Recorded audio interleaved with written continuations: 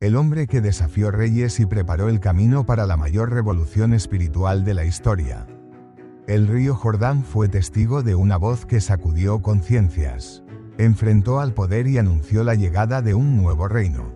Juan el Bautista no fue solo un profeta, fue un enigma viviente, el puente entre el pasado y el futuro, cuya vida terminó en una oscura traición, pero cuyo legado sigue resonando hasta hoy. ¿Por qué su misión fue tan crucial? ¿Qué misterios rodean su papel como el último profeta? Y lo más importante, ¿qué significa su mensaje para nosotros hoy? Si estas preguntas despiertan tu curiosidad, quédate, porque lo que estás a punto de descubrir podría cambiar tu forma de ver la fe, la valentía y el sacrificio. Suscríbete al canal, comparte este vídeo y deja tu comentario sobre lo que más te impacte. Juntos, desentrañemos el misterio de Juan el Bautista. En los días en que Herodes gobernaba Judea con mano de hierro, el templo de Jerusalén permanecía como el centro del fervor religioso y la esperanza de un pueblo sometido. Allí, entre muros venerables y el incienso que subía como una ofrenda perpetua al cielo, servía Zacarías, un sacerdote de la orden de Abías. Era un hombre recto, íntegro ante los ojos de Dios, y junto con su esposa Isabel, descendiente de Aarón, llevaban una vida irreprochable en su devoción. Sin embargo, una sombra oscurecía su alegría. No habían tenido hijos y la edad avanzada les había robado toda esperanza. Un día señalado, mientras Zacarías realizaba su turno en el templo, le tocó entrar en el lugar santo para ofrecer el incienso. El pueblo aguardaba afuera en oración, mientras el sacerdote, en soledad reverente, avanzaba hacia el altar. Fue entonces cuando algo extraordinario ocurrió. Una figura brillante, imponente en su pureza, apareció junto al altar. Zacarías sintió como su corazón se paralizaba por el temor. Sabía que estaba en presencia de un mensajero celestial. «No temas, Zacarías», dijo el ángel con una voz que resonaba como un eco eterno. «Tu oración ha sido escuchada. Tu esposa Isabel te dará un hijo y le pondrás por nombre Juan. Tendrás gozo y alegría, y muchos se regocijarán por su nacimiento, porque será grande delante del Señor». El mensaje del ángel iba más allá de lo imaginable. Aquel niño no bebería vino ni licor, y estaría lleno del Espíritu Santo desde el vientre de su madre. Sería un precursor, un heraldo destinado a preparar al pueblo para la venida del Señor, reconciliando corazones y guiando a los desobedientes hacia la sabiduría de los justos. Pero Zacarías, atrapado entre la incredulidad y el deseo de creer, expresó lo que su mente limitada no podía abarcar. «¿Cómo será esto posible? Yo soy anciano y mi esposa también es de edad avanzada». El semblante del ángel se endureció, pero su tono permaneció firme. «Yo soy Gabriel, el que está delante de Dios. He sido enviado para hablarte y anunciarte estas buenas nuevas. Pero por cuanto no creíste mis palabras, que se cumplirán a su tiempo, quedarás mudo hasta el día en que esto suceda». El sacerdote sintió como su voz le abandonaba en ese instante, mientras Gabriel desaparecía tan repentinamente como había llegado. Al salir del lugar santo, el pueblo, que había comenzado a inquietarse por su tardanza, lo vio agitar las manos en un intento de comunicarse. Comprendieron que había tenido una visión, pero no lograron descifrar el misterio. Cuando Zacarías regresó a su casa, Isabel percibió su silencio, pero también una llama nueva en su mirada. En poco tiempo, el milagro anunciado por el ángel se manifestó. Isabel, contra todo pronóstico, concibió un hijo. Durante 5 meses, ella se retiró en gratitud y asombro, reflexionando sobre la bondad del Señor que había quitado su afrenta. En el 6º mes del embarazo de Isabel, el ángel Gabriel fue enviado nuevamente, esta vez a Nazaret, a una joven virgen llamada María. Este segundo encuentro celestial reveló otra faceta del plan divino. María daría a luz al Hijo de Dios, el Mesías prometido. En un gesto de confirmación, Gabriel mencionó a Isabel, su pariente, como un testimonio del poder de Dios. María, llena de fe, decidió visitar a Isabel para compartir su propia experiencia. Cuando María llegó a la casa de Zacarías e Isabel, algo extraordinario ocurrió. En cuanto Isabel escuchó el saludo de María, el niño en su vientre saltó de alegría, y ella quedó llena del Espíritu Santo. Con una voz que parecía surgir de lo más profundo de su ser, exclamó: «Bendita tú entre las mujeres, y bendito el fruto de tu vientre. ¿Cómo es posible que la madre de mi Señor venga a visitarme? Porque apenas llegó tu saludo a mis oídos, el niño en mi vientre saltó de júbilo». La conexión entre Juan y Jesús había comenzado incluso antes de que vieran la luz del día. Ambos niños, aún en el vientre de sus madres, ya eran conscientes de la grandeza del plan divino que unía sus destinos. María permaneció con Isabel alrededor de 3 meses, compartiendo palabras de consuelo y alabanza antes de regresar a Nazaret. El tiempo del parto se acercó, y cuando finalmente Isabel dio a luz, sus vecinos se llenaron de júbilo. Al 8º día, cuando llevaban al niño para ser circuncidado, quisieron llamarlo Zacarías, como su padre, pero Isabel interrumpió: «No, su nombre será Juan».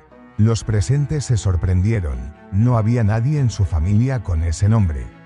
Entonces miraron a Zacarías, quien, aún incapaz de hablar, pidió una tablilla y escribió: «Su nombre es Juan». En ese instante, su lengua se soltó, y Zacarías, lleno del Espíritu Santo, comenzó a alabar a Dios y a profetizar sobre el papel que su hijo jugaría en la redención de Israel.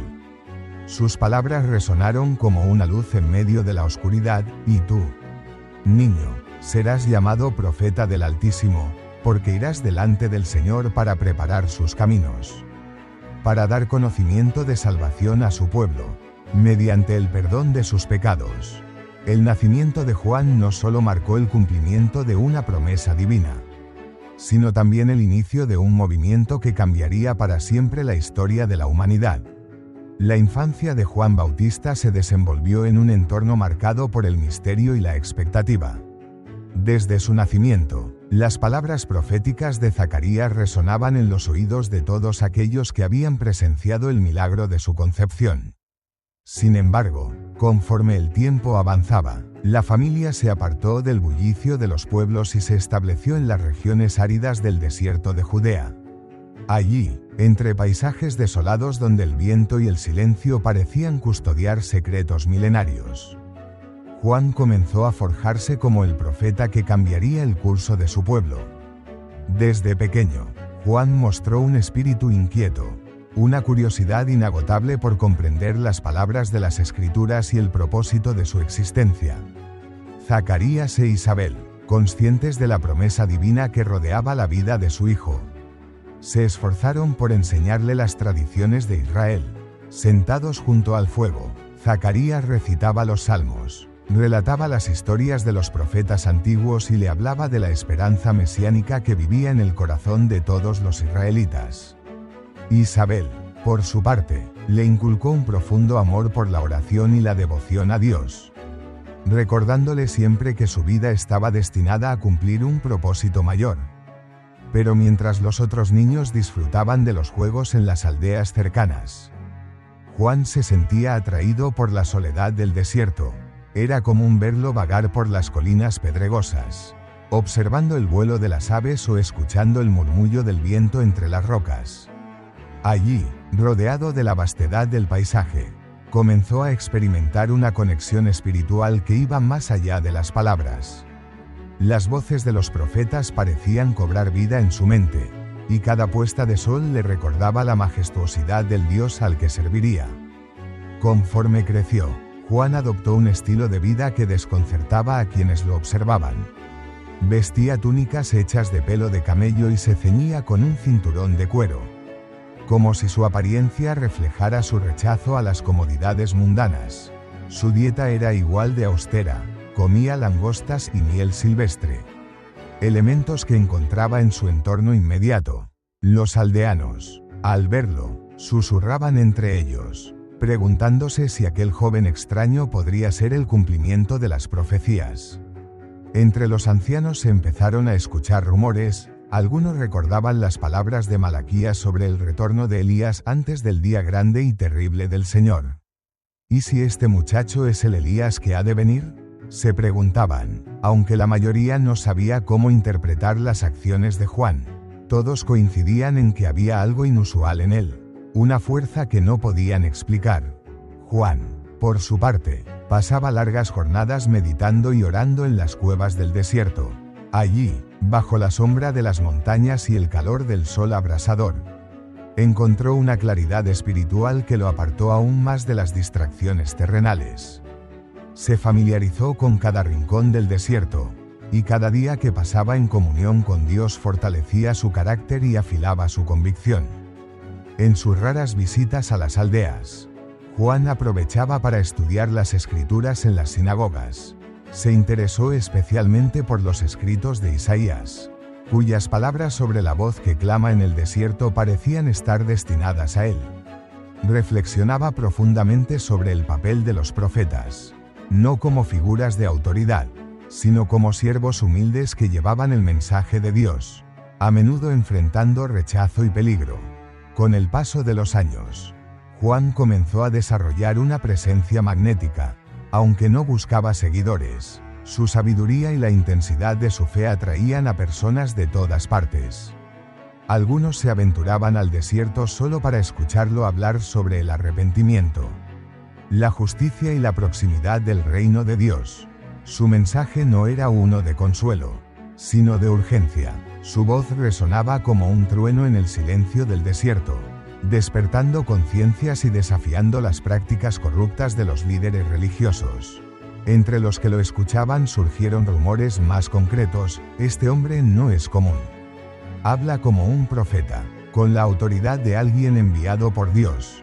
¿Podría ser él el precursor del Mesías que tanto hemos esperado?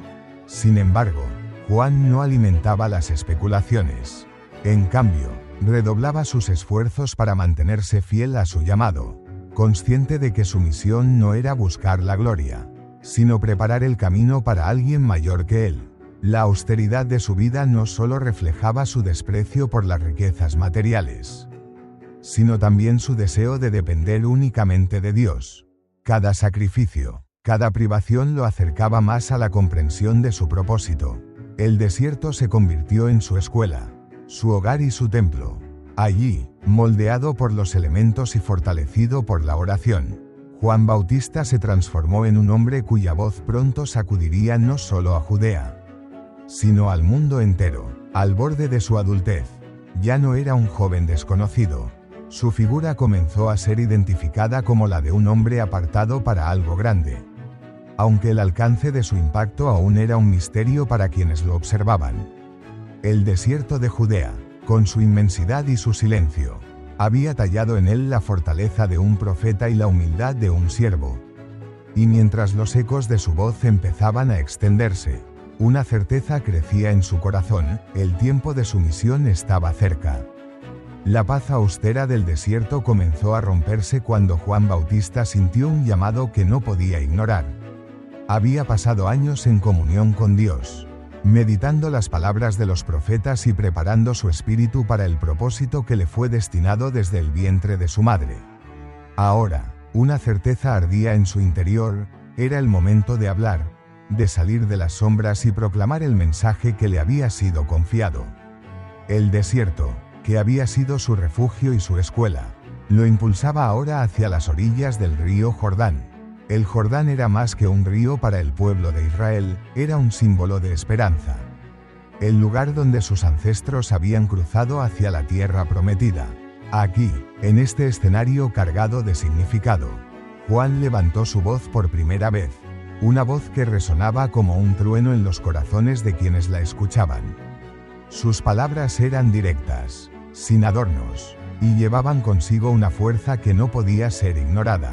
Arrepentíos, porque el reino de los cielos se ha acercado, clamaba su voz, profunda y vigorosa, reverberando entre las colinas. La noticia del hombre que predicaba en el Jordán se extendió como el fuego en la maleza.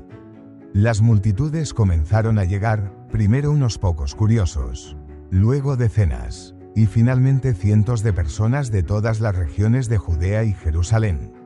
Algunos acudían por intriga, otros porque reconocían en Juan la autoridad de un profeta, y otros, sencillamente, porque sentían un peso en sus corazones que no podían explicar. Entre ellos había pescadores, campesinos, recaudadores de impuestos, soldados, y hasta fariseos y saduceos, atraídos por la creciente influencia de aquel hombre vestido con humildad y austeridad. El mensaje de Juan era tan inquietante como transformador. No hablaba de consuelo ni ofrecía promesas fáciles. Su predicación confrontaba las actitudes y estilos de vida de todos los que lo escuchaban. Señalaba la corrupción de los líderes religiosos, denunciaba la hipocresía de los fariseos, y advertía que la ira de Dios estaba cerca si no había un cambio genuino. «Raza de víboras», exclamó un día dirigiéndose a los fariseos que habían acudido a observarle. «¿Quién os enseñó a huir de la ira venidera? Haced frutos dignos de arrepentimiento, y no os jactéis diciendo, tenemos a Abraham por padre, porque os digo que Dios puede levantar hijos a Abraham aún de estas piedras». Sus palabras no eran meras advertencias, eran una llamada a la acción. Juan les instaba a sumergirse en las aguas del Jordán como un acto simbólico de arrepentimiento. Un renacimiento espiritual que los prepararía para la llegada inminente del reino de Dios. Uno a uno, las personas se acercaban, confesando sus pecados, y él los bautizaba, sumergiéndolos en el río y levantándolos como si la carga que llevaban hubiera quedado atrás en las aguas.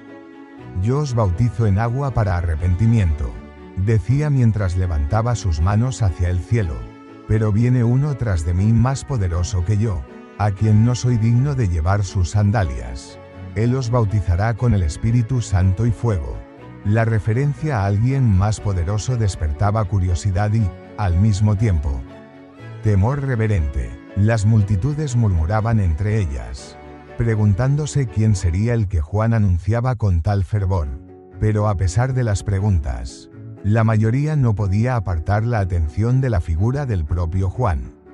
En su rostro se reflejaba una mezcla de compasión y severidad, y en su voz se percibía una autoridad que parecía provenir directamente de Dios. Algunos de los que acudían eran transformados de inmediato. Los recaudadores de impuestos prometían dejar de explotar al pueblo. Los soldados juraban no ejercer violencia ni extorsión. Los comerciantes abandonaban sus prácticas deshonestas. Pero no todos aceptaban el mensaje de Juan. Había quienes se marchaban murmurando, molestos por la dureza de sus palabras. A pesar de ello, Juan no se doblegaba ante las críticas ni suavizaba su discurso. Sabía que su misión no era agradar a los hombres, sino preparar sus corazones para la llegada del Mesías. A medida que los días pasaban, las multitudes seguían creciendo. Había algo irresistible en el mensaje de Juan, algo que despertaba tanto esperanza como urgencia. Los ancianos susurraban que nunca habían visto un profeta como él desde los días de Elías. Los más jóvenes, fascinados por su fervor, lo seguían con devoción, ansiosos por aprender y ser parte de algo que sentían que trascendía su propia existencia.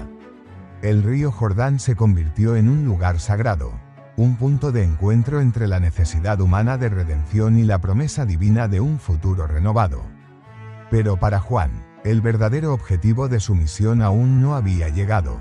En lo profundo de su corazón, sabía que estaba preparando el camino para alguien mucho mayor, alguien cuyo poder y gloria harían palidecer incluso la intensidad de su propia voz. Cada día que pasaba junto al Jordán, proclamando el arrepentimiento y llamando a las almas a volver a Dios, acercaba más el momento crucial de su vida, el encuentro con aquel para quien había sido apartado desde antes de nacer. Y aunque las multitudes lo veneraban, él se mantenía firme en su convicción de que no era más que una voz, un eco en el desierto que anunciaba la llegada de la verdadera luz. El eco de la voz de Juan Bautista resonaba con fuerza en toda Judea, desde los campos de cultivo hasta las calles de Jerusalén. Su mensaje de arrepentimiento y renovación espiritual se había convertido en un tema recurrente entre las gentes comunes. pero donde su predicación causaba mayor controversia era entre los líderes religiosos. Fariseos y saduceos, los guardianes de la ley y las tradiciones, se sentían cada vez más amenazados por el profeta del desierto, cuya autoridad no provenía de títulos ni linajes terrenales, sino de una conexión innegable con el Altísimo. Las primeras tensiones surgieron cuando un grupo de fariseos se aventuró a observarlo predicar en las orillas del Jordán, vestidos con sus túnicas impecables y adoptando actitudes solemnes. Llegaron con la intención de evaluar a este hombre que tantos consideraban un profeta. Sin embargo, Juan no los recibió con deferencia ni los trató como figuras dignas de respeto. En cambio, su reacción fue contundente y ácida.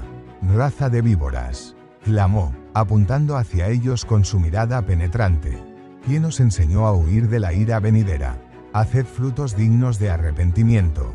No os confiéis diciendo, tenemos a Abraham por padre, porque os digo que Dios puede levantar hijos a Abraham aún de estas piedras». La acusación cayó como un relámpago sobre el grupo. Acostumbrados a ser reverenciados, los fariseos se sintieron humillados y ofendidos. Para ellos, las palabras de Juan no solo eran un insulto personal, sino una amenaza directa a su autoridad sobre el pueblo. Su orgullo no podía tolerar que un hombre vestido con piel de camello y alimentado de langostas desafiara su posición. Sin embargo, la multitud que rodeaba a Juan lo veía de manera distinta. Sus palabras, aunque duras, parecían dirigirse al corazón mismo del sistema religioso. Hablaba de una fe viva, de una relación genuina con Dios. No de rituales vacíos ni de un cumplimiento superficial de la ley. Para muchos, especialmente los pobres y marginados, Juan era un faro de esperanza, alguien que desafiaba a los poderosos y llamaba a todos, sin distinción, al arrepentimiento. Los encuentros con los fariseos se volvieron más frecuentes, y cada uno era una batalla de palabras y actitudes.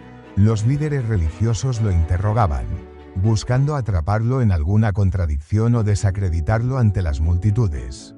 ¿Con qué autoridad haces estas cosas?, le preguntaban con desdén. ¿Eres tú el Mesías, Elías o algún profeta? Juan, siempre claro en su propósito, respondía sin titubear: no soy el Mesías, ni Elías, ni un profeta como vosotros esperáis. Soy solo una voz que clama en el desierto: preparad el camino del Señor. Hay uno que viene tras de mí, cuyas sandalias no soy digno de desatar. Él os bautizará con el Espíritu Santo y fuego. Estas declaraciones desconcertaban aún más a los fariseos. Por un lado, negaba ser una amenaza directa al orden religioso. Por otro, afirmaba preparar el camino para alguien mucho mayor. Alguien que, según las insinuaciones de Juan, no se sometería a las estructuras tradicionales. El conflicto se intensificó cuando los saduceos, el otro grupo dominante del sistema religioso, comenzaron a involucrarse, a diferencia de los fariseos, quienes se aferraban estrictamente a la ley y las tradiciones orales. Los saduceos eran aristócratas que controlaban el templo y sus prácticas. Su enfoque estaba más centrado en el poder político y económico que en el fervor espiritual. Para ellos, la creciente influencia de Juan entre el pueblo representaba una amenaza no solo religiosa, sino también social y económica. Un día, mientras Juan bautizaba en el Jordán, un pequeño grupo de saduceos se acercó a observar. Vestidos con ropas de lujo y portando un aire de superioridad, comenzaron a murmurar entre ellos, haciendo comentarios despectivos sobre el profeta y sus seguidores. Juan, percibiendo la hipocresía como un perfume nauseabundo, los confrontó con una fuerza que dejó a todos atónitos. Vosotros, que os, ya está puesta el hacha a la raíz de los árboles, y todo árbol que no dé buen fruto será cortado y echado al fuego. Los saduceos, acostumbrados a ejercer su autoridad sin oposición, quedaron enmudecidos por la severidad de sus palabras. La multitud, mientras tanto, murmuraba en aprobación, admirando el valor de Juan para decir lo que tantos temían. La creciente hostilidad de los líderes religiosos no pasó desapercibida, aunque no podían ignorar la influencia de Juan. Comenzaron a buscar formas de neutralizarlo. Intentaron desacreditarlo, esparciendo rumores de que era un loco, un fanático o un hombre sin educación que hablaba fuera de lugar. Pero sus intentos fueron en vano. La autoridad de Juan no provenía de títulos ni reconocimientos humanos, sino de su evidente conexión con Dios. Sin embargo, el desafío de Juan no se limitaba a palabras. Su misma vida era una denuncia contra la corrupción del sistema. Mientras los fariseos y saduceos vivían en lujo y privilegios, él habitaba en el desierto, llevando una existencia austera y entregada por completo a su misión. Su ejemplo era un recordatorio viviente de lo que significaba realmente servir a Dios: humildad, sacrificio y fidelidad. Conforme el conflicto crecía, Juan se mantenía firme, no buscaba agradar a los hombres ni temía las consecuencias de sus palabras. Sabía que su llamado no era otro que preparar el camino para el Mesías, y esa certeza le daba una fuerza inquebrantable.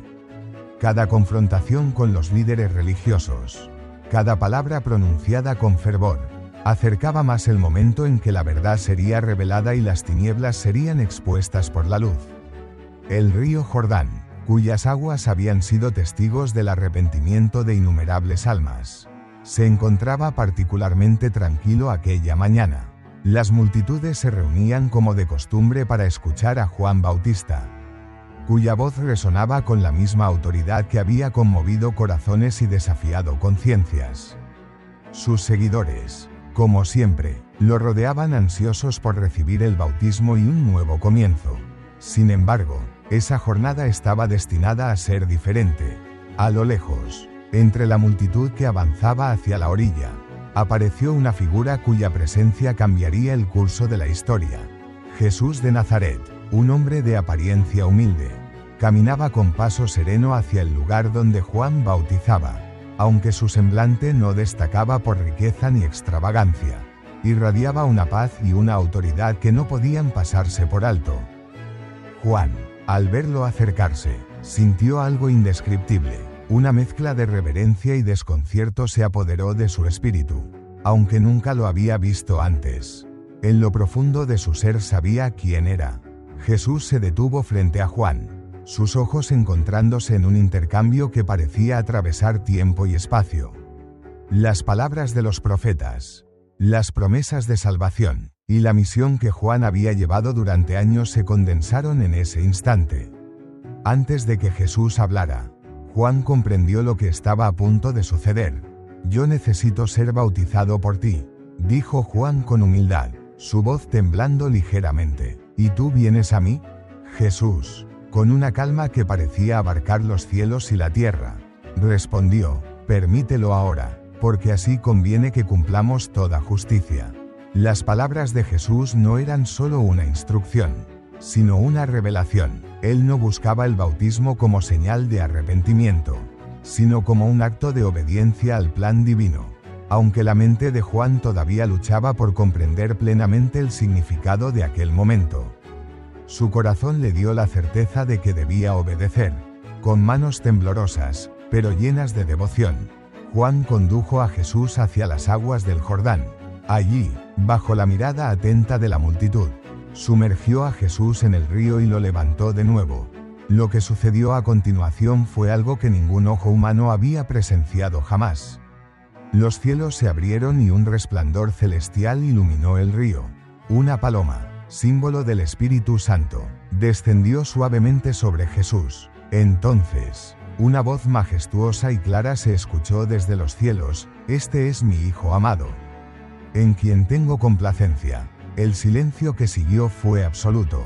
Las multitudes quedaron inmóviles, asombradas por lo que acababan de presenciar. Pero para Juan, el significado de ese momento fue aún más profundo. Todas las dudas que alguna vez había albergado sobre su papel y su relación con el Mesías se disiparon como la neblina ante el sol. Supo con certeza que Jesús era el prometido, el Cordero de Dios que quitaría el pecado del mundo. Desde aquel instante, el enfoque de Juan cambió drásticamente. Hasta ese día, había sido la figura central de un movimiento que llamaba al arrepentimiento y preparaba al pueblo para la llegada del reino de Dios. Ahora entendía que su papel había alcanzado su cúspide. Su misión no era ser el protagonista, sino el heraldo que anunciaba al verdadero rey. En los días siguientes, cuando sus discípulos le preguntaron sobre Jesús, Juan no dudó en responder con humildad y claridad: Él debe crecer, y yo debo menguar. Vosotros mismos sois testigos de que dije: yo no soy el Cristo, sino que soy enviado delante de él. El que tiene la esposa es el esposo, pero el amigo del esposo, que está a su lado y lo oye, se llena de alegría al oír la voz del esposo. Esa alegría es ahora completa. Aunque sus seguidores más leales continuaron a su lado, Juan los instó a dirigir su atención hacia Jesús. Algunos de ellos, como Andrés y posiblemente Juan el Evangelista, comenzaron a seguir al Nazareno, marcando el inicio de una nueva etapa en la obra divina. El bautismo de Jesús no solo confirmó la identidad del Mesías, sino que también señaló la transición de la misión de Juan. Mientras Jesús comenzaba su ministerio predicando y realizando milagros, Juan permaneció en el desierto, proclamando con la misma fuerza el mensaje de arrepentimiento y recordando a todos que el reino de Dios estaba cerca. Sin embargo, sabía que su tiempo como voz principal estaba llegando a su fin. Había cumplido su propósito, y aunque las multitudes comenzaban a volverse hacia Jesús, él lo aceptaba con alegría, sabiendo que había preparado el camino para aquel a quien no era digno de servir. El encuentro con Jesús en el Jordán marcó no solo un punto de inflexión en la vida de Juan, sino también en la historia de la humanidad. Había anunciado al Cordero de Dios y había visto el cielo testificar su llegada. A partir de ese momento, Juan Bautista se convirtió en el faro que señalaba la verdadera luz. Una voz que había cumplido su llamado eterno. El eco de la voz de Juan Bautista continuaba resonando en las colinas del Jordán, pero ahora tenía un matiz diferente. Un tono más grave que calaba en las almas de quienes lo escuchaban. Después del bautismo de Jesús, Juan sabía que su papel había cambiado, aunque seguía predicando con la misma pasión. Una inquietud creciente lo atormentaba. Sentía que el tiempo se acortaba, no solo para el arrepentimiento de su pueblo, sino para él mismo. Había cumplido su misión principal, señalar al Mesías. Ahora, las palabras proféticas que escapaban de su boca parecían presagiar un fin inevitable. Un día, mientras hablaba ante una multitud reunida a la sombra de los árboles junto al río, su voz adquirió un tono aún más urgente: el hacha está puesta a la raíz de los árboles. Dijo con una intensidad que hizo estremecer a sus oyentes: todo árbol que no dé buen fruto será cortado y echado al fuego. El tiempo del juicio está cerca. El que viene tras de mí tiene el bieldo en su mano, y limpiará su era, recogerá el trigo en su granero, pero quemará la paja en fuego que nunca se apagará. Aunque estas palabras eran consistentes con el mensaje que siempre había predicado, quienes lo escuchaban percibieron algo más profundo, casi personal. Era como si Juan hablara no solo del destino de Israel, sino también del suyo propio. Incluso sus discípulos, acostumbrados a la intensidad de su predicación, comenzaron a inquietarse. Uno de ellos, un joven llamado Matatías, se acercó después de una jornada agotadora: Maestro, tus palabras hoy parecían más sombrías que nunca. ¿Es que algo malo va a ocurrir?, preguntó con preocupación. Juan, con los ojos fijos en el horizonte, respondió después de un silencio prolongado: lo que debe suceder, sucederá. Mi camino está trazado, y el que viene tras de mí debe brillar mientras yo menguo. Pero este mundo no soporta la verdad por mucho tiempo. Aquel que clama la luz inevitablemente enfrenta las tinieblas. Aunque no explicó más, sus discípulos sintieron que algo sombrío se cernía sobre él. La intensidad de su mensaje no solo agitaba las almas de los penitentes, sino que también comenzaba a llamar la atención de aquellos en el poder. Los fariseos y saduceos, siempre vigilantes, informaban de sus actividades a las autoridades romanas y herodianas. Para ellos, Juan no solo era un desafío religioso, sino también un posible agitador político. En el palacio de Herodes Antipas, gobernador de Galilea y Perea, Los rumores sobre el profeta del Jordán comenzaron a suscitar inquietud.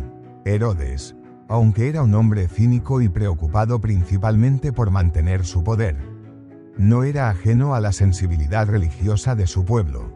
Había oído hablar de Juan, de su carisma y de las multitudes que acudían a escucharlo. A pesar de su propia corrupción, sentía una mezcla de respeto y temor por el hombre que hablaba con tanta autoridad. Sin embargo, no todos en la corte compartían esa reverencia. Herodías, la esposa de Herodes, veía en Juan una amenaza directa. El profeta había condenado abiertamente su unión con Herodes, calificándola de adulterio y pecado, ya que Herodías había sido la esposa del hermano de Herodes antes de que la tomara para sí. Para Herodías, las palabras de Juan eran una afrenta personal y un peligro político. Comenzó a insistir en que su esposo tomara medidas drásticas contra él. Ese hombre no solo pone en duda nuestra unión, le dijo a Herodes una noche mientras cenaban en el opulento salón del palacio, sino que incita al pueblo contra nosotros. Si no haces algo, su influencia seguirá creciendo. ¿Cuánto tiempo más vas a tolerarlo? Herodes, aunque irritado por la presión de su esposa, vacilaba. Sabía que Juan era un hombre justo y santo, y temía actuar precipitadamente contra él. Sin embargo, el creciente poder de sus palabras no pasaba desapercibido. Las multitudes que acudían al Jordán representaban una fuerza que podría volverse peligrosa si el profeta decidía dirigirlas contra el gobierno. Mientras tanto, Juan continuaba predicando con una intensidad renovada. Sus palabras eran más directas que nunca, y su denuncia de los pecados de Herodes y Herodías se hacía más pública y vehemente. No temía enfrentar a los poderosos ni las consecuencias de sus acciones. Sabía que su misión no era agradar a los hombres, sino ser fiel al llamado de Dios. No os engañéis, clamaba a las multitudes. El juicio de Dios no hace distinciones entre los ricos y los pobres, entre los poderosos y los humildes. El arrepentimiento es el único camino, y aquellos que persisten en sus maldades serán cortados como ramas secas. Las autoridades romanas comenzaron a tomar nota de los informes sobre Juan. Aunque los romanos tenían poca preocupación por las disputas religiosas, cualquier movimiento que reuniera grandes multitudes era visto como una posible amenaza al orden. Los guardias locales comenzaron a vigilarlo más de cerca, y las tensiones aumentaban con cada día que pasaba. El ambiente alrededor de Juan se tornó cada vez más tenso. Él mismo parecía consciente de que su tiempo se agotaba. En una ocasión, mientras hablaba con un pequeño grupo de discípulos al anochecer, expresó una reflexión que los dejó en silencio. El camino de la verdad nunca es largo, dijo, mirando las estrellas que comenzaban a brillar en el cielo. Cuando uno lleva la verdad, el mundo no puede soportarlo por mucho tiempo. Pero no temáis, el propósito de Dios se cumplirá, y lo que yo he comenzado será llevado a término por aquel que viene tras de mí. Sus discípulos lo miraron con tristeza, incapaces de responder. Sabían que las palabras de Juan no eran solo una advertencia para ellos, sino un presagio de lo que estaba por venir. A medida que las sombras del poder se alargaban sobre él, el profeta del Jordán continuaba su misión con la misma valentía de siempre, dispuesto a enfrentar cualquier consecuencia por la verdad que llevaba en su corazón. El tiempo se acercaba, y aunque el destino de Juan parecía sombrío, él sabía que había hecho todo para cumplir con el propósito divino. El aire en el palacio de Herodes Antipas estaba cargado de tensión. Los rumores sobre Juan Bautista y sus continuas denuncias contra el gobernador y su esposa Herodías se habían vuelto imposibles de ignorar. Las palabras de Juan, pronunciadas con la fuerza de la verdad, habían atravesado los muros del poder y llegado a oídos de aquellos que más tenían que temer. Sus denuncias no solo condenaban la unión entre Herodes y Herodías, considerada ilícita por la ley judía, sino que también desafiaban abiertamente la autoridad moral del monarca. Herodías, furiosa por la humillación pública, insistía en que su esposo actuara contra el profeta. Ese hombre es una amenaza para nuestra posición y nuestra dignidad, dijo con tono cortante. enfrentando a Herodes en sus aposentos privados. ¿Cuánto tiempo más vas a permitir que nos insulte delante de todo el pueblo? Si no haces algo, perderás el respeto de todos. Herodes, sin embargo, se encontraba en un dilema, aunque su orgullo estaba herido y sentía la presión de su esposa. También temía a Juan. No era el miedo a una revuelta o una amenaza física lo que lo detenía, sino un temor más profundo, casi supersticioso. Herodes reconocía que Juan era un hombre justo y santo. Cada vez que lo escuchaba predicar, aunque sus palabras eran como espadas dirigidas a su propia conciencia, no podía evitar sentir una extraña admiración. Juan no es como los demás, respondió Herodes, intentando justificar su inacción. Lo que dice tiene peso. Si lo encarcelamos o lo matamos, podríamos provocar la ira del pueblo. Además, ¿y si realmente es un hombre de Dios? ¿Hombre de Dios?, replicó Herodías con un tono lleno de desprecio. Si lo fuera, no se atrevería a cuestionarnos. Ese hombre no es más que un agitador. Y mientras siga hablando, nuestra posición estará en peligro. A pesar de las dudas de Herodes, la insistencia de Herodías finalmente prevaleció. Una noche, los soldados del gobernador llegaron al lugar donde Juan predicaba junto al Jordán. Sin previo aviso, lo rodearon y lo arrestaron, llevándolo encadenado hasta la fortaleza de Maqueronte, una imponente prisión situada en lo alto de una colina desolada. La noticia de su encarcelamiento se propagó rápidamente, causando consternación entre sus seguidores. Pero la autoridad de Herodes parecía inquebrantable. En su celda, Juan se encontraba rodeado de oscuridad, pero su espíritu seguía firme. Aunque las piedras frías de la prisión y las cadenas en sus muñecas eran un recordatorio constante de su situación, no sentía temor. Había esperado este momento desde que comenzó su misión. Sabía que hablar la verdad a los poderosos siempre tenía un costo.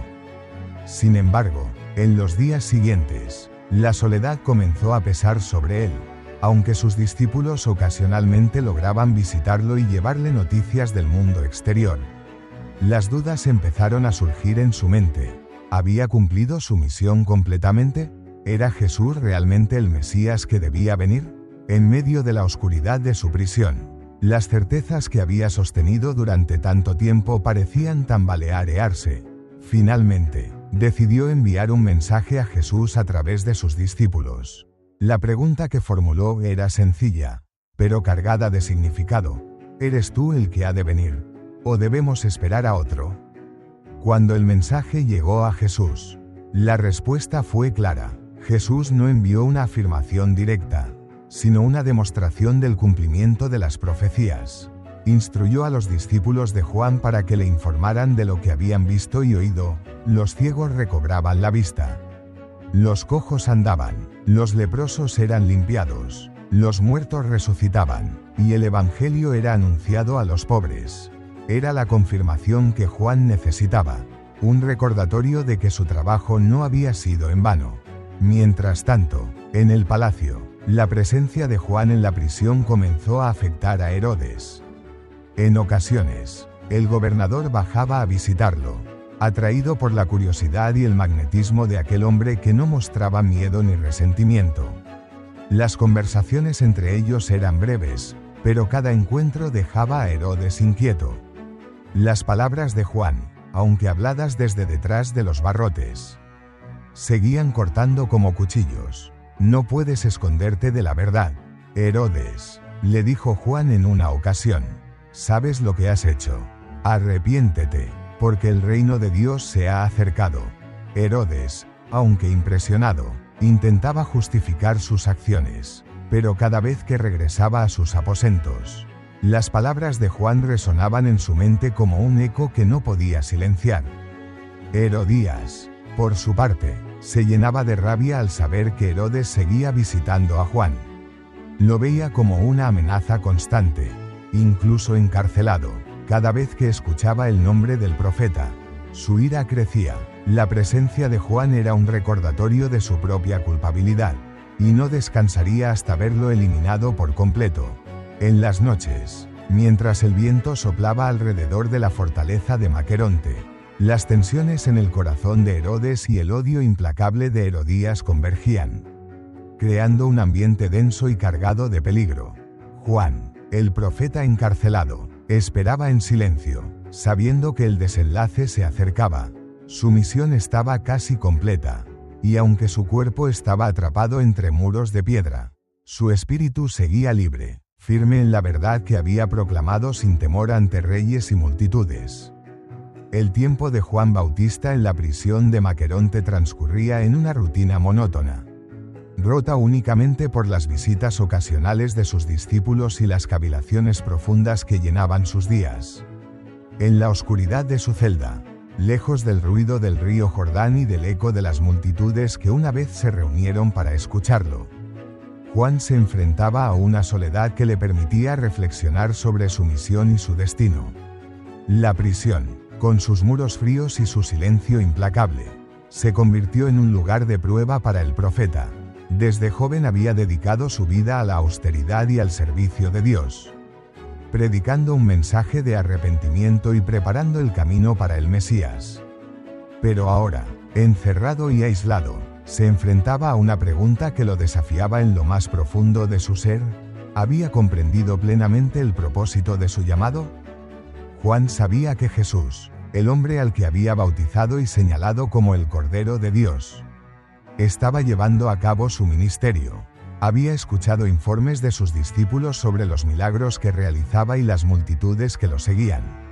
Sin embargo, desde la soledad de su celda, comenzaron a surgir dudas. No eran dudas sobre Dios ni sobre su fe, sino sobre si su entendimiento del plan divino era correcto. ¿Es Jesús el Mesías que esperamos? La pregunta se repetía en su mente. Jesús estaba actuando de maneras que Juan no había anticipado.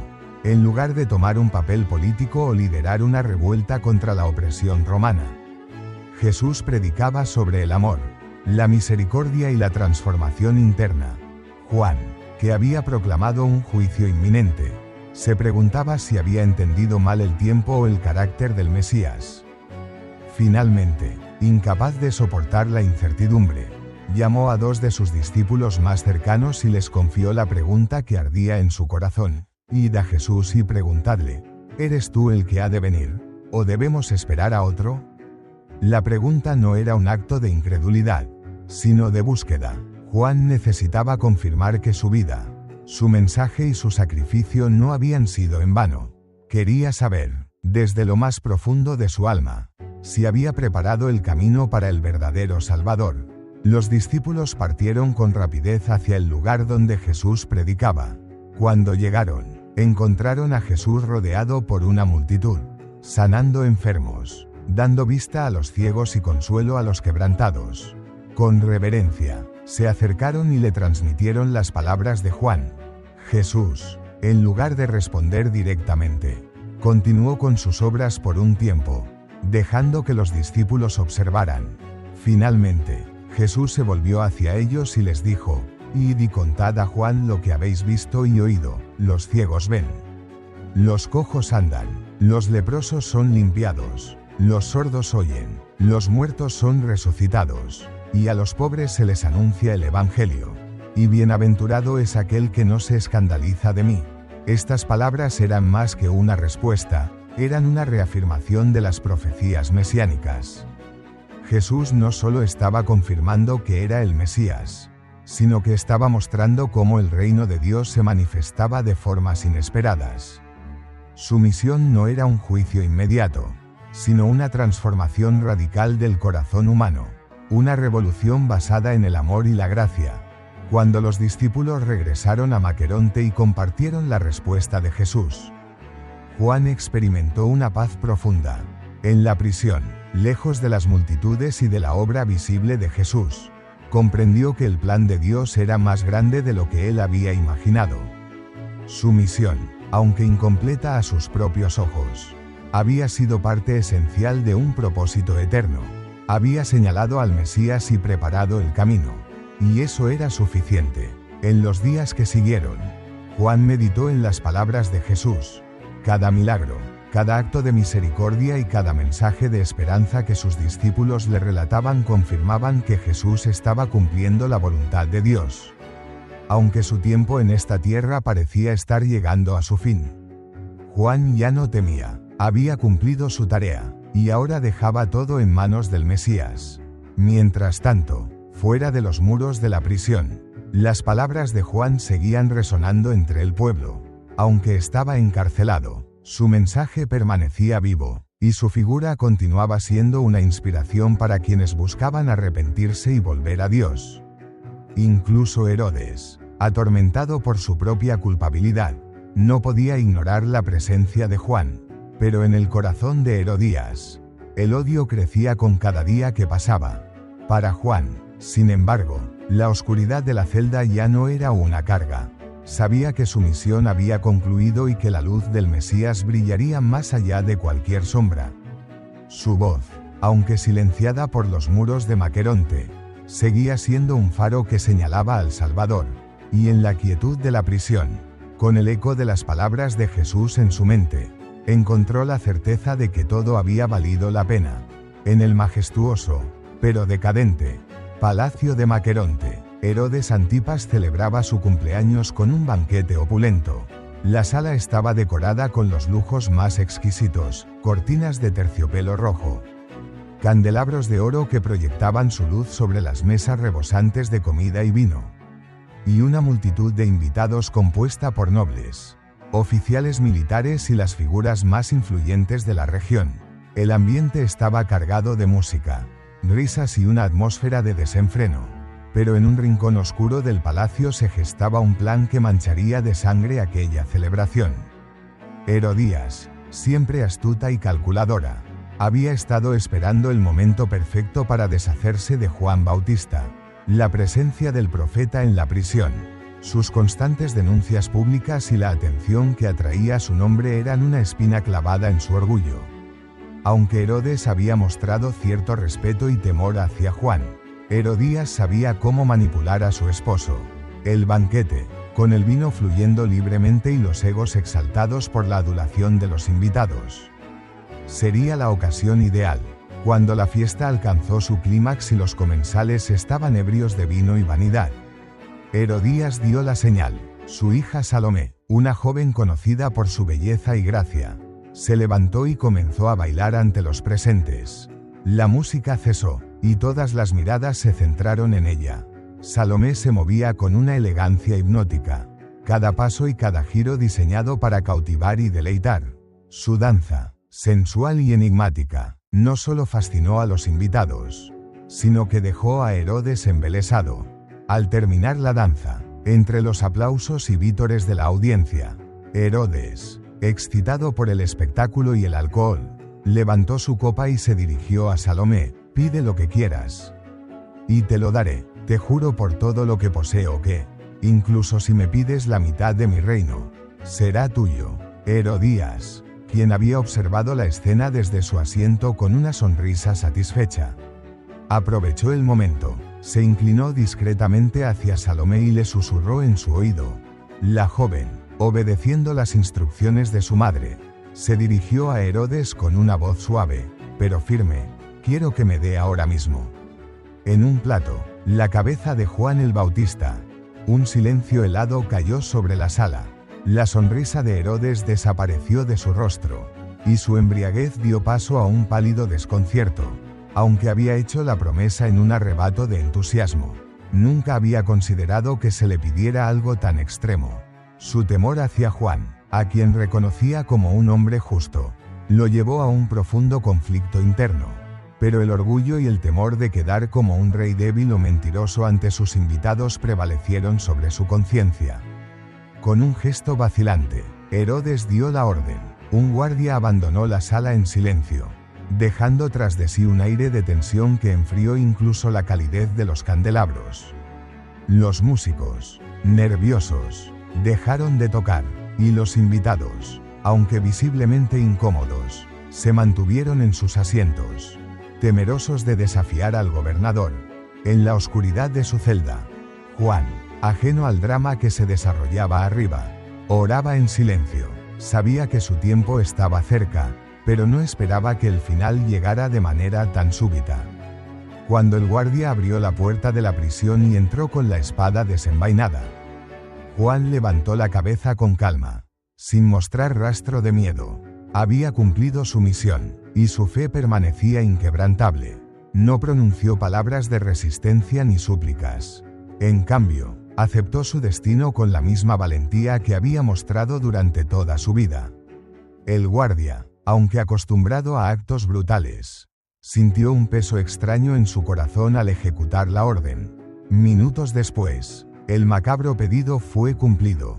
La cabeza de Juan Bautista, colocada en un plato de plata, fue llevada a la sala del banquete. Salomé, manteniendo la compostura que su madre le había ordenado, entregó el trofeo a Herodías, que lo recibió con una satisfacción fría y despiadada. Para ella, era más que un acto de venganza, era la eliminación de una amenaza. Cuando la noticia de la muerte de Juan se extendió, sus discípulos quedaron devastados. Viajaron hasta Maqueronte, donde les permitieron recoger su cuerpo. Lo enterraron con solemnidad, entre lágrimas y oraciones, sabiendo que habían perdido no solo a su maestro, sino a un hombre cuya vida había sido un faro de verdad. Y el pueblo, al enterarse, quedó conmocionado. Muchos habían visto en Juan una esperanza, un profeta que hablaba sin miedo y denunciaba las injusticias sin importar las consecuencias. Su muerte no solo dejó un vacío espiritual, sino que también alimentó el resentimiento hacia Herodes y su corte, vistos como opresores corruptos e insensibles. Jesús, al escuchar la noticia, se retiró a un lugar apartado, aunque comprendía que el sacrificio de Juan formaba parte del plan divino. No pudo evitar sentir la pérdida de aquel que había preparado el camino para él. Pero en su tristeza también encontró motivación para continuar su ministerio con más fervor, sabiendo que la obra de Juan no había terminado con su muerte, sino que ahora se multiplicaba en los corazones de aquellos que buscaban la luz. El sacrificio de Juan Bautista marcó el fin de una etapa y el inicio de otra. Su voz, aunque silenciada en la tierra, seguía resonando en los corazones de los hombres, guiándolos hacia el arrepentimiento y la esperanza en el Mesías. Y aunque Herodías creyó haber eliminado la amenaza, su acto no pudo borrar el impacto eterno de aquel que había sido enviado como la voz que clamaba en el desierto.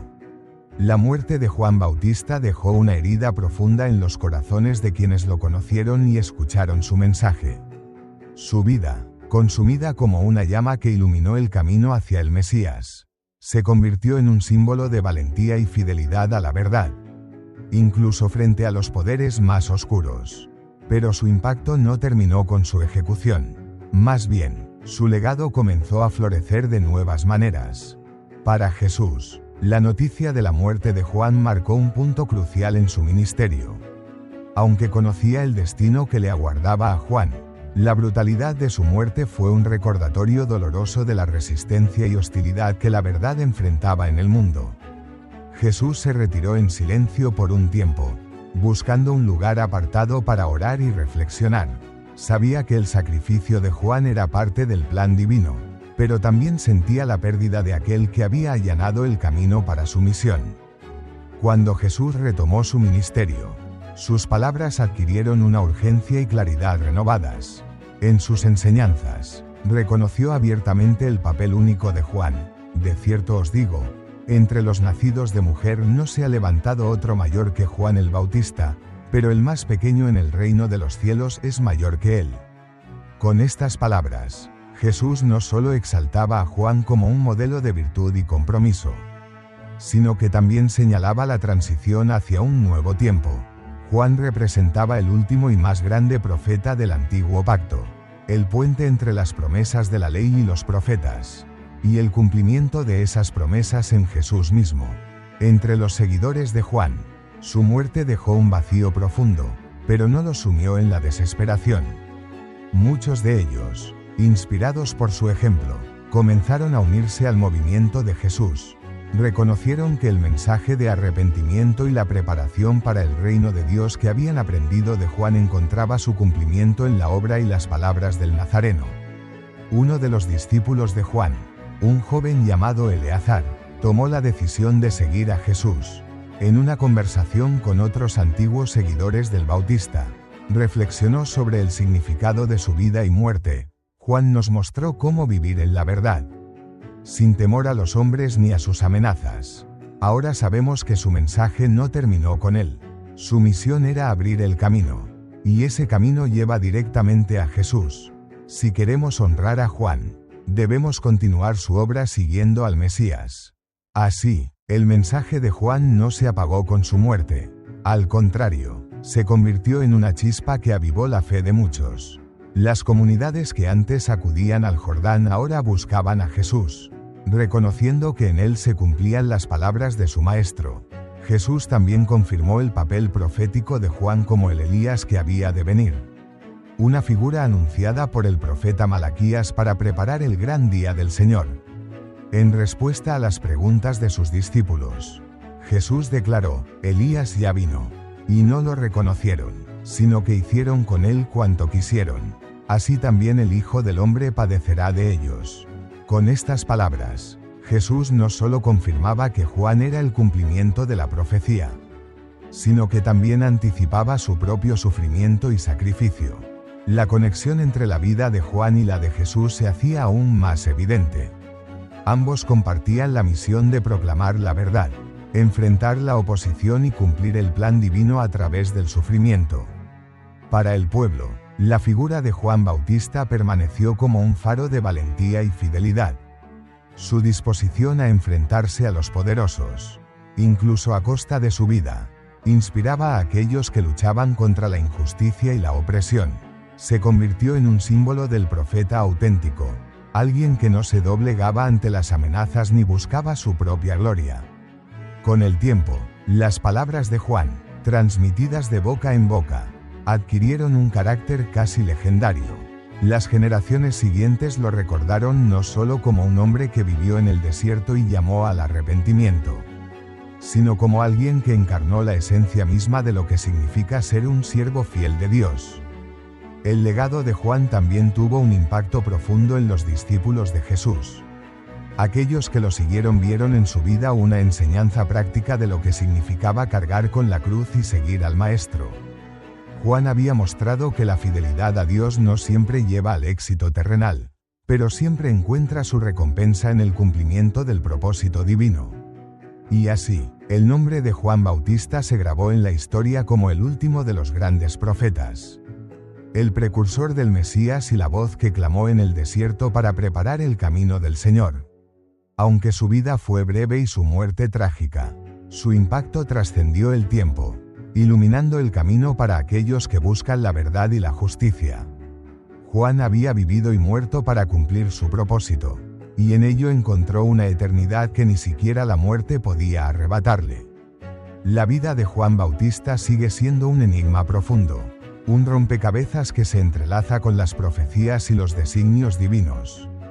A medida que los seguidores de Jesús y los discípulos de Juan reflexionaban sobre su vida y su muerte, surgían preguntas que iban más allá de los acontecimientos inmediatos. ¿Por qué debía morir de manera tan trágica? ¿Qué significado tenía su misión en el contexto del plan eterno de Dios? Y sobre todo, ¿qué implicaba ser el último profeta? El lugar de Juan en la historia de la salvación estaba firmemente enraizado en las profecías del Antiguo Testamento. Malaquías, el último de los profetas antes de un largo silencio de 400 años, había escrito: «He aquí, yo envío mi mensajero, el cual preparará el camino delante de mí, y vendrá súbitamente a su templo el Señor a quien vosotros buscáis». Malaquías 3:1. Y más adelante: «He aquí, yo os envío al profeta Elías antes que venga el día grande y terrible de Jehová». Malaquías 4:5. Cuando Juan comenzó su ministerio en el desierto, proclamando el arrepentimiento y preparando el camino para el Señor, quedó claro que él era el mensajero prometido. Pero más aún, Jesús mismo lo identificó como el Elías que había de venir, no en el sentido literal, sino como una figura que encarnaba el espíritu y el poder de Elías, llamando al pueblo al arrepentimiento y enfrentándose a la corrupción y la idolatría. El simbolismo de su vida era innegable. Juan vivió como un hombre apartado, consagrado completamente a Dios, rechazando las comodidades del mundo y abrazando una existencia austera en el desierto. Su forma de vida recordaba la de los antiguos profetas, especialmente a Elías, quien también se enfrentó a reyes y desafió la idolatría. Pero, a diferencia de los profetas del pasado, Juan no solo anunciaba la llegada de Dios, señalaba al Mesías en persona. Ser el último profeta no significaba simplemente que Juan fuera el último en una línea de mensajeros. Significaba que su misión marcaba el fin de una era y el comienzo de otra. Juan era el puente entre el antiguo y el nuevo pacto, el vínculo que unía las promesas de los profetas con su cumplimiento en Jesús. Su mensaje de arrepentimiento preparaba los corazones para recibir la gracia que traería el Mesías. La tragedia de su muerte, aparentemente injusta y cruel, cobraba un significado más profundo cuando se veía la luz de su papel en el plan divino. Juan, al igual que los profetas que le precedieron, no fue llamado a una vida de comodidad o gloria terrenal. Fue llamado a proclamar la verdad sin importar las consecuencias, y a preparar el camino para aquel que traería la redención definitiva. Su muerte no fue un accidente, sino un reflejo de la resistencia del mundo a la verdad. Al igual que el Mesías que anunció, Juan fue rechazado y sacrificado, pero su misión fue un triunfo en los términos de Dios. ¿Por qué debía morir Juan de manera tan trágica? La respuesta no se encuentra solo en la crueldad de Herodes o la venganza de Herodías, sino en el patrón más amplio de la salvación. La vida y muerte de Juan apuntaban directamente a la cruz de Cristo. Al igual que Juan, Jesús sería rechazado por los líderes religiosos, entregado a las autoridades y sacrificado injustamente. En su muerte, Juan prefiguró el sacrificio del Mesías y demostró que el camino hacia el reino de Dios pasa por el sufrimiento y la entrega total. La tragedia de Juan también sirvió como una advertencia y un recordatorio para aquellos que lo escucharon. Su muerte puso en evidencia la profundidad de la corrupción y la dureza del corazón humano. Era una señal de que la luz siempre enfrentará la resistencia de las tinieblas, pero también de que la verdad no puede ser silenciada. En última instancia, la misión de Juan era preparar el terreno para el reino de Dios. Su llamado al arrepentimiento, su bautismo simbólico y su proclamación del Mesías eran los primeros pasos hacia la transformación que Jesús llevaría a cabo. Pero su misión también era mostrar cómo vivir con integridad y valentía, incluso frente a la oposición más feroz. En su vida, Juan encarnó el espíritu del reino, una entrega total a Dios, una denuncia del pecado y una esperanza inquebrantable en el cumplimiento de las promesas divinas. Juan no solo preparó el camino para Jesús, dejó un ejemplo eterno para todos los que siguen al Mesías. Su vida demuestra que el verdadero servicio a Dios a menudo requiere sacrificio, pero también promete una recompensa eterna. En su fidelidad, incluso hasta la muerte, Juan cumplió el propósito para el cual fue enviado, y su voz, aunque silenciada en el Jordán, continúa resonando a través de las generaciones. El misterio de la misión de Juan Bautista no es solo un relato de heroísmo y tragedia, es una invitación a reflexionar sobre el papel de cada creyente en el plan de Dios. Así como Juan preparó el camino para Jesús, cada vida consagrada al servicio de Dios puede ser un reflejo de su luz en el mundo. Y aunque el camino de la verdad puede ser solitario y costoso, el ejemplo de Juan nos asegura que la recompensa de servir al reino de Dios supera cualquier sufrimiento terrenal. Así, el último profeta no solo cerró una era, abrió la puerta a la eternidad. Los ecos de la voz de Juan Bautista, aquella que clamaba en el desierto, continúan resonando a través de los siglos. Aunque su vida fue breve, su mensaje permanece inmortalizado en las Escrituras y en los corazones de quienes buscan la verdad. Su llamado al arrepentimiento y a la preparación para el reino de Dios no solo marcó a su generación, sino que también sigue inspirando a las generaciones actuales. En un mundo que constantemente busca el propósito y el significado, el legado de Juan ofrece una brújula espiritual. Su vida austera, Su valentía para enfrentar la injusticia y su absoluta entrega al llamado de Dios son un recordatorio de que la verdadera grandeza no reside en la riqueza, el poder o el reconocimiento humano, sino en la fidelidad a los valores eternos. El mensaje de Juan era, y sigue siendo, profundamente relevante. Sus palabras, arrepentíos, porque el reino de los cielos se ha acercado, no solo fueron un preludio al ministerio de Jesús, sino un desafío perpetuo a examinar nuestras vidas y alinear nuestros corazones con los propósitos de Dios. En una era donde las distracciones son abundantes y las prioridades a menudo se desvían hacia lo efímero, el llamado de Juan resuena con una urgencia renovada. La figura de Juan Bautista también habla de la importancia del coraje moral. Enfrentó a los poderosos no con armas ni con violencia, sino con la verdad. Denunció el pecado sin temor a las consecuencias, recordándonos que la justicia a menudo exige sacrificio. Su vida demuestra que, aunque el costo de la fidelidad puede ser alto, el impacto de vivir en la verdad trasciende el tiempo. El legado espiritual de Juan también invita a reflexionar sobre nuestra misión personal.